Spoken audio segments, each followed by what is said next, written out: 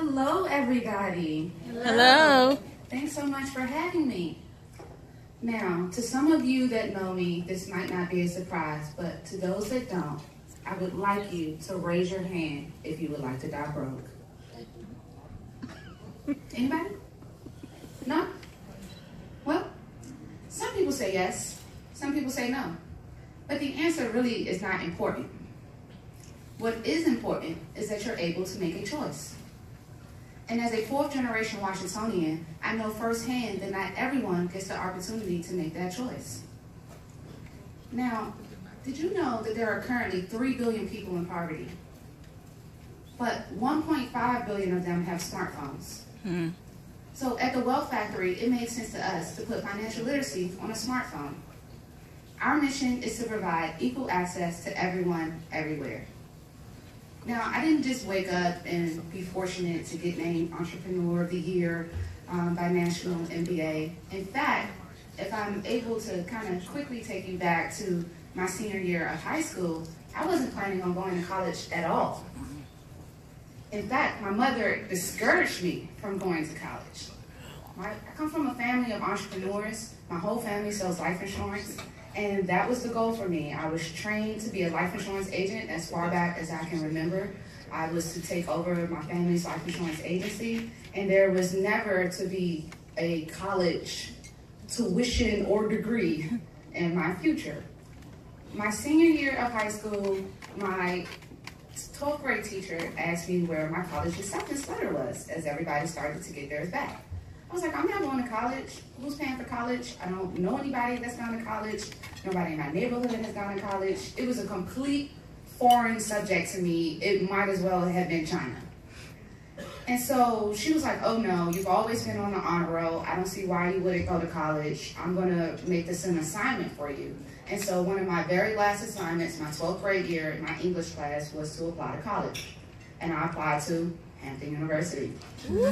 Now, that was also by chance, because I had no clue for college. So I just went to my sister and I asked her, because she was 2 years younger, and I said, if you were to go to college, where would you go? And she was like, I don't know.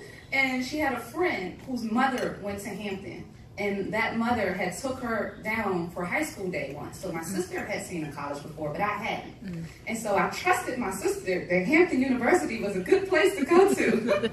And that's why I applied to Hampton. And I'm now Hamptonian of the Year this year. So it's crazy. Amazing.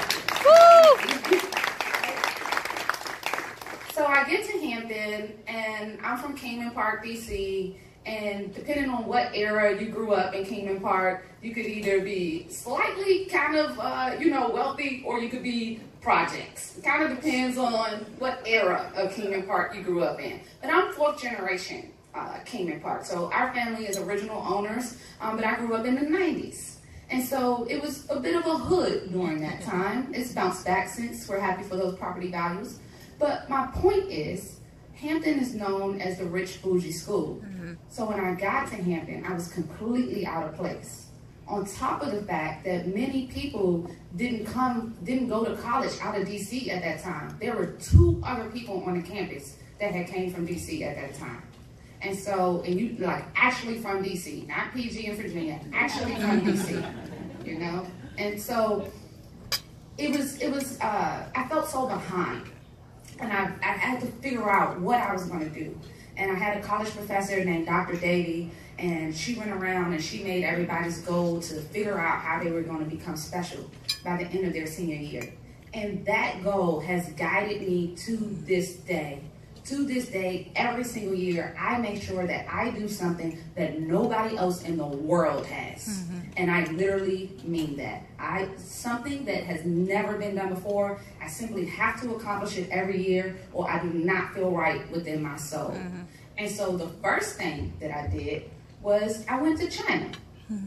And I became one of the first foreign people to ever enter China's secure areas.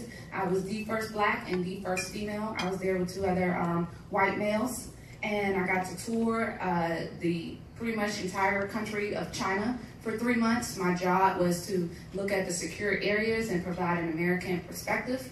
And I really gained a lot of confidence in myself during that experience. Not only was I away from my family and literally on my own, like if somebody kidnapped me, that was it, you know? And so, as well as while there, I used to be 100 pounds bigger. I lost 60 pounds while I was there. That was a big part of my goal to change my life. Thank you. And then I finally had something on my resume that I could come back with and say, yes, I accomplished this. After that, I then had to figure out how I was going to become special in America. Like, okay, Angel, you did that, but I was in China. Like, what's going to happen now? And so, coincidentally, at that exact same time, the stock market was crashing. This was 2008 now, and they had just created this new thing called FINRA, the Financial Regulatory Authority. And for the first time, they came to, and the only time actually, they came to Hampton's campus and recruited. And so I became one of the founding employees of FINRA during that internship. Now, unbeknownst to the world, the stock market publicly crashed. And then later that year, I was asked, as I was randomly walking into the library at school, to lead a group of people in a Goldman Sachs Portfolio Challenge. And that moment of walking into the library is the reason I'm before you today. As I walked in, a group of people said, hey, will you lead us in the Goldman Sachs Portfolio Challenge? I said, I don't know anything about the stock market, and I've never done a portfolio challenge. And they said, and I know y'all looking at me like, you didn't know anything about the stock market? Yes, I'd never seen it. It was my senior year at Hampton University. And so I said, I don't know anything about the stock market, and I've never done a portfolio challenge. They said, we're confident that you can lead us. I said, okay. And I was a bit hesitant at first, but they persuaded me. They took me over to the computer. They showed me the stock market for the first time, and I was enamored. And it was so interesting to me. And my background at FINRA came into play. While I had become an author of the Member Regulation Handbook to guide the stock market, I had never actually seen the stock market. And so I was able to call a friend. I was like, how does this whole stock market thing work? And he basically was like, you want to buy low and sell high. And I was like, okay, cool. And so, and I just ran with that simple premise. I did a regression analysis on the stock market for the previous 25 years. Turned out I was really good at that. That was just my natural instinct to do that. And then I cross-tabulated it by crisis reactions. And then I triple-crossed that by Christmas time. And then I came up with an algorithm for the stock market. And it actually wasn't that hard, y'all. I did it in like 30 days. And so from there, I then experimented with it on some simulations, and I was making millions a week. It was really cool. And we won. We won first place. And after that, we did positive 2% when the market did negative 2% in real life. And so it was not an accident. It was an actual formula I came up with for the stock market. And after that, everyone assumed I was going to become an investment banker or go off and start a hedge fund or do something like that. I could easily sit in my room right now and make billions on the stock market if I wanted to. But that would be boring to me. Who wants to do that? Something you're already good at. Instead, I felt like I should use my talent and my intellect and the gifts that God blessed me with to spend my time and my youth on figuring out how to be able to educate the masses. And so there's been plenty of billionaires. There's plenty of billionaires right now. But for some reason, poverty still exists. They're still not giving their money out. They're still not helping people. I had to understand what the problem was. And I could not simply just dismiss it as racism or ignorance or greed. It has to be something bigger. And so instead, I then won Prudential's case competition. I came up with the idea of selling life insurance to Generation Y. It was groundbreaking at the time. It's the reason you currently see marketing towards young people. It was ludicrous to them when I first did it. I was in Forbes magazine when I was 22 for that. And we sold it to Prudential for $15,000. The entire industry, I'm sure, has made billions, if not trillions, since then. That was in 2009. But I was able to choose any position that I wanted to at Prudential. It was an open door. I could do anything I wanted to. And so I chose to become a global market research analyst. Now, it is hard to become a market research analyst in any life insurance company because it's a very small department. It's about 10 to 15 people, and they usually stay there for life. let alone a little black girl. Okay? It was some real ish I was walking into. But I had a goal.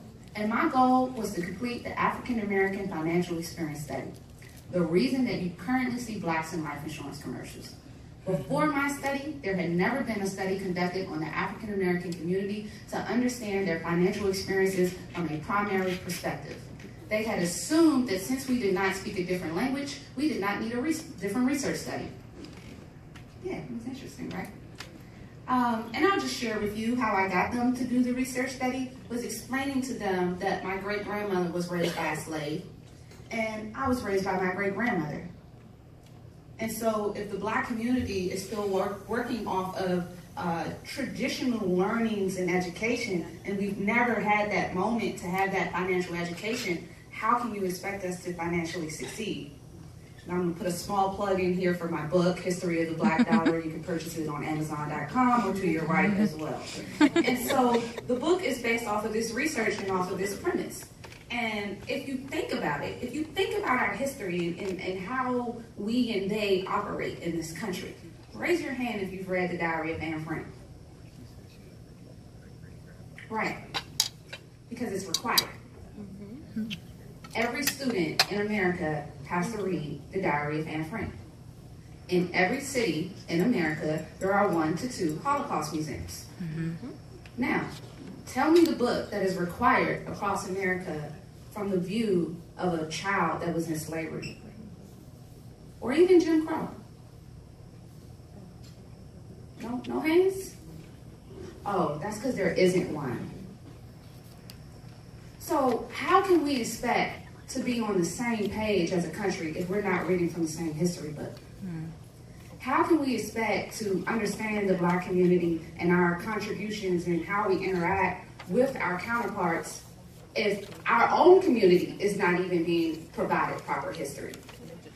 So it's my goal to make History of the Black Dollar required reading for the entire country. And I'm happy to announce that Hampton University just created a class off of it. This fall, you will be able to take History of the Black Dollar as a class. And I'm very excited.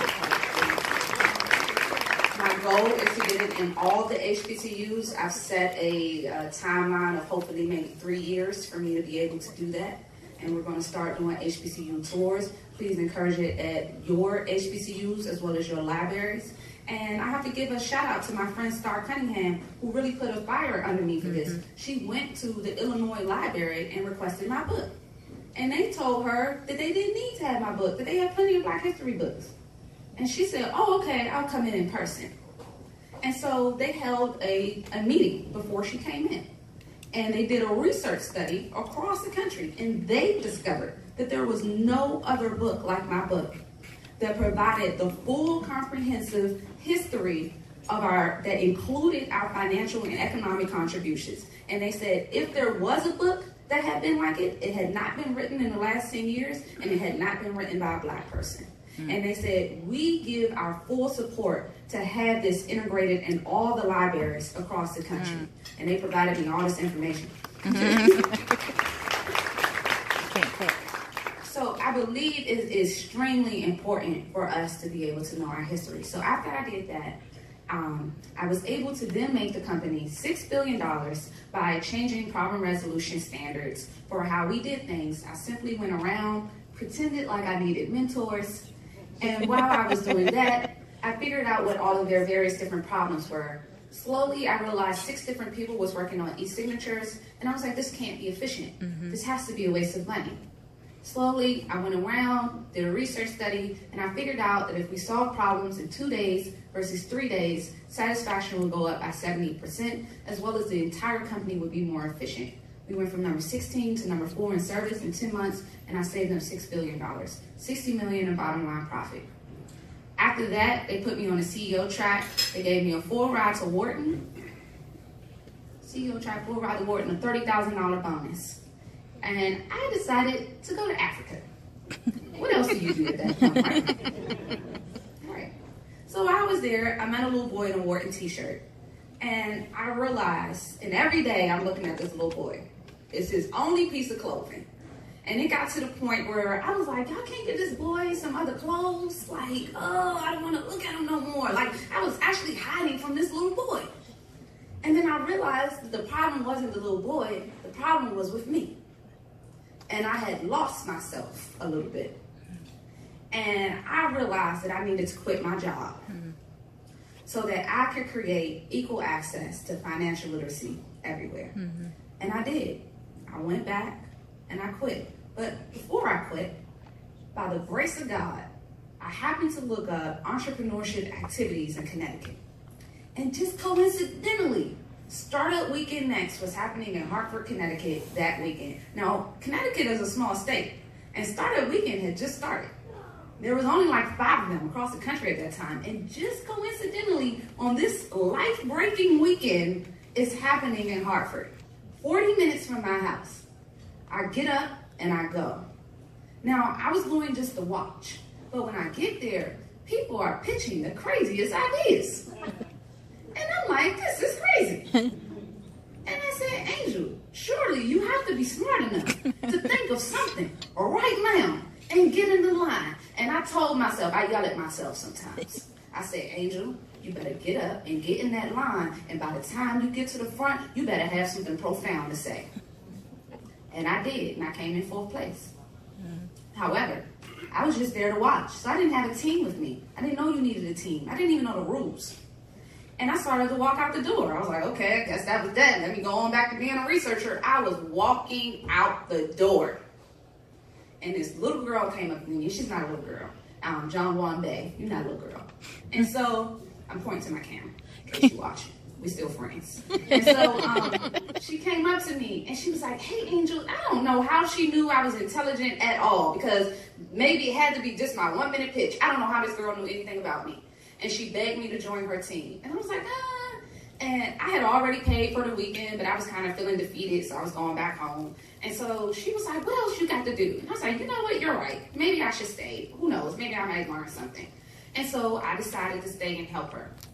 And when I stayed and helped her, I worked on that girl's team as, this is a lesson, I'm sharing lessons as well along the way. If y'all, hopefully y'all catching them. I usually point them out for students, but y'all grown. And so I learned a lesson that day because I was walking out the door and I decided to stay. And I worked on this girl's company as hard as I would have worked on my own. And the advisors noticed. And they came to me and it was like, what was that company you pitched? What was that you were working on? And so then slowly, day by day, over the course of the weekend, whenever we would have free time, the advisors would let me come to them and work on my company as well, even though I wasn't one of the official teams. And do you all know, on Sunday night, when they announced that they were starting the Startup Weekend Accelerator Program, 1 of 5 across the country, I was the person that got accepted. That Monday, I quit my job. After that, I became one of the first founding entrepreneurs in Connecticut. We did really well. We then won some competitions in New York. And so I was like, okay, Angel, we're doing well in Connecticut. You know, we toured New York a little bit. That's a big city. But what happens when you go home? Let's try to actually roll this out for real when you go home. So, y'all know what I did? I looked up entrepreneurship programs in Maryland. It worked the last time, right? So I came across the University of Maryland Technology Enterprise Institute. That's actually where Google started at before they went to California. And so I hired a turtle sitter. I paid him $50, drove my turtles over to his house, and invested in a little $20 tank and put them in there. And then I drove myself to DC. And the next morning, I woke up and I hit the University of Maryland campus. And I made a goal that morning. Again, I do that sometimes. And I told myself I was not allowed to leave the campus until I was accepted into the institute. And I did not leave the campus until I was accepted into the institute. It took me about 5 buildings. The 4th building happened to be the daughter of the mother that worked in the Technology Institute. So then when I got to the Technology Institute, I was able to be like, hey, I met your daughter, this, that, and the third. It was an instant warm relationship and they instantly accepted me. It was amazing. And I usually don't talk about this part too much, but since I'm in Maryland, or DC, where am I? I just got off the DC. plane. Okay, sorry. I usually don't talk about this part that much. But when I first got accepted into the University of Maryland, I'll make it quick because we're staying positive, but I just want y'all to know this information because there's a lot of powerful people gathered here. When I first got accepted into the University of Maryland, there's a program in the state of Maryland called TEDCO. And as long as you do an accredited accelerator program within the state of Maryland, it's pretty much a soft guarantee that you're supposed to get $100,000 after 3 months of completing this accelerator. You simply have to have a letter of approval from your accelerator.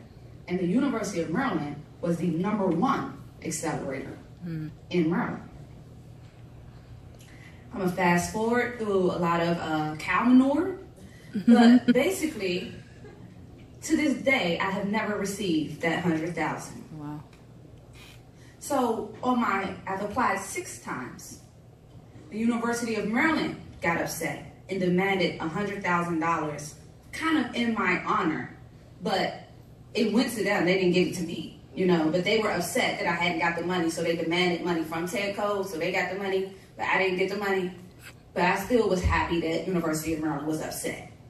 And so on my 4th time of applying, I said, provide me the statistics of how many Black people you've given money to over the past 5 years. 120 awards go out a year.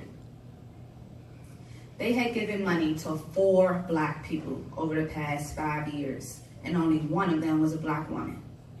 I said, oh, aha, I see. Now, I've been a Black person all my life. So I've dealt with discrimination all my life, but I've never focused on it. I've always felt like my merit and my achievement and my scholarship and different things like that would be able to persevere, that I would be able to get ahead as a result of that, and other people just wasn't trying hard enough.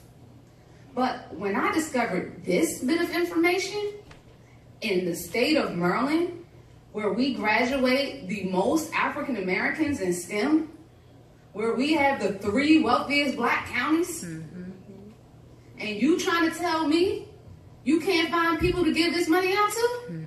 Oh, you's a lie. So after that, I demanded an investigation into TEDCO, CCs, some heads of SBAs, Maryland Venture Funds, some other nice people, friends that I have. And they did the investigation. September 2016, I received a letter from the state of Maryland informing me that they've done the investigation and they did find that they have not been as fair to African Americans as they could have been. Oh, this sounds like an apology. They called me in. They say, thank you for coming. I say, yes, I'm going to need $100,000. Let's get some Black people hired up in here, and let's start giving out money to other Black people. They then told me to see the door. I said, oh, okay. Y'all still don't know who you're messing with. So they hired the Black people. They started making pathways for other Black people, created a minority development fund. And then after that, they said, we need you to go through another accelerator. So I said, okay.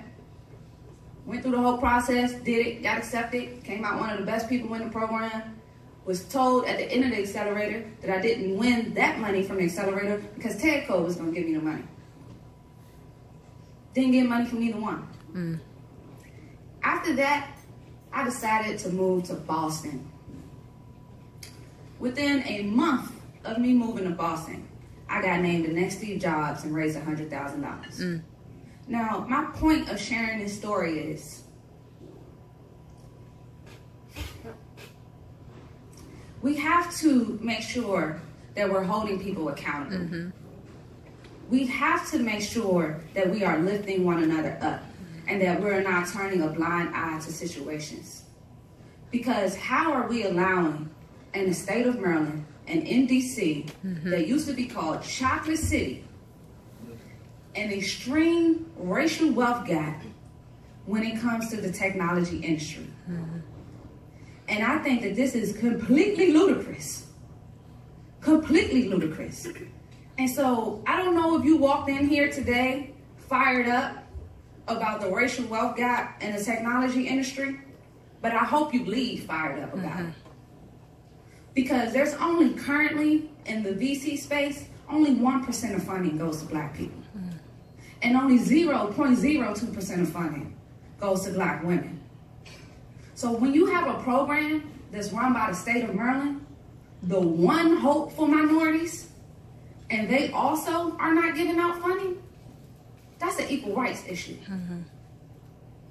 That's an issue that then becomes all of our problem. And as Martin Luther King said, an injustice anywhere is a threat to justice everywhere. And that's why I spend so much time focused on this issue. Because as I said, I could sit in my room and make money on the internet. I could easily just sit there and do a hedge fund. So this isn't about me trying to get rich.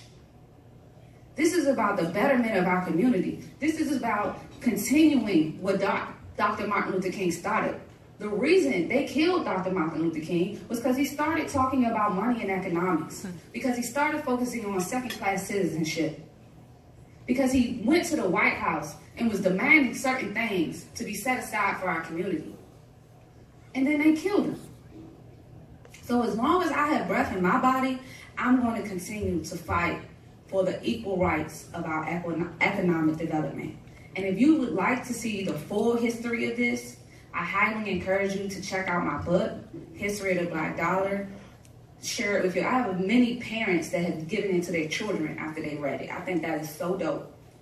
And talk to them together about it. I'm building a curriculum off of it. We're building a website off of it. We're doing videos on it. We're making it a whole entire thing. So there is no excuse for everyone to understand the economic contributions of the Black community. And it needs to be written down in history. So I can keep going forever, but download Credit Stacker on Google Play and iOS. It is free. It is available in 60 countries in 21 languages.